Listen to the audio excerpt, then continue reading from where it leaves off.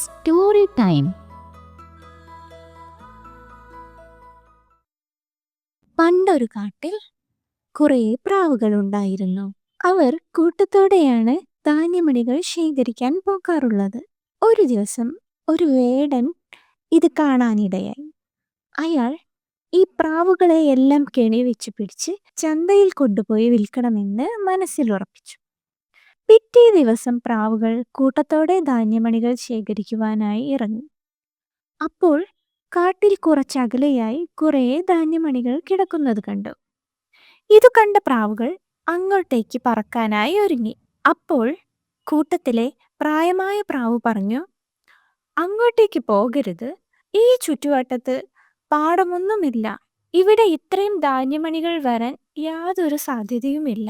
ഇത് അപകടമാണ്. എന്നാൽ മറ്റു പ്രാവുകൾ ഇത് കേട്ടില്ല. അവർ കൂട്ടത്തോടെ ആ ധാന്യമണികൾ തിന്നാൻ തുടങ്ങി. എന്നാൽ പ്രായമായ പ്രാവാകട്ടെ പറന്ന് അടുത്തുള്ള ഒരു മരക്കൊമ്പിൽ പോയിരുന്ന് ചുറ്റുപാടും നിരീക്ഷിക്കാൻ തുടങ്ങി.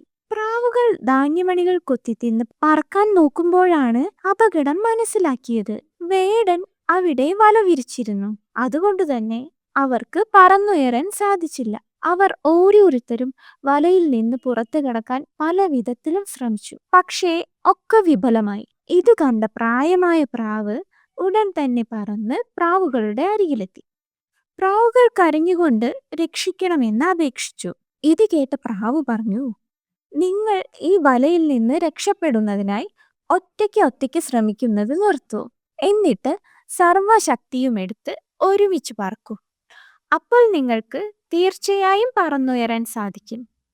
ഈ സമയം വേടൻ അവിടെ എത്തി. അയാൾ നോക്കുമ്പോൾ വലയുമായി പറന്നുയരുന്ന പ്രാവുകളെയാണ് കണ്ടത്. പ്രാവുകളെയും കൊണ്ട് ആ പ്രായമായ പ്രാവ് തന്റെ സുഹൃത്തായ എലിയുടെ മാളത്തിലേക്ക് പോയി. എലി ഉടൻ തന്നെ തന്റെ മൂർച്ചയുള്ള പല്ലുകൾ കൊണ്ട് വലക്കണ്ണികൾ മുറിച്ചു. പ്രാവുകളെ എല്ലാം സ്വതന്ത്രരാക്കി. അങ്ങനെ വേടൻ വിരിച്ച വലയിൽ നിന്നും രക്ഷപ്പെട്ട പ്രാവുകൾ തങ്ങളെ സഹായിച്ച സുഹൃത്തായ പ്രാവിനും എലിക്കും നന്ദി പറഞ്ഞു. ഒത്തൊരുമയാണ് തങ്ങളെ രക്ഷിച്ചതെന്ന് പ്രാവുകൾക്ക് മനസ്സിലായി. പിന്നീടുള്ള കാലം അവർ ഒത്തൊരുമയോടെ കഴിഞ്ഞു. കൂട്ടുകാർക്ക് ഈ കഥ ഇഷ്ടമായാൽ ഈ ചാനൽ സബ്സ്ക്രൈബ് ചെയ്യൂ.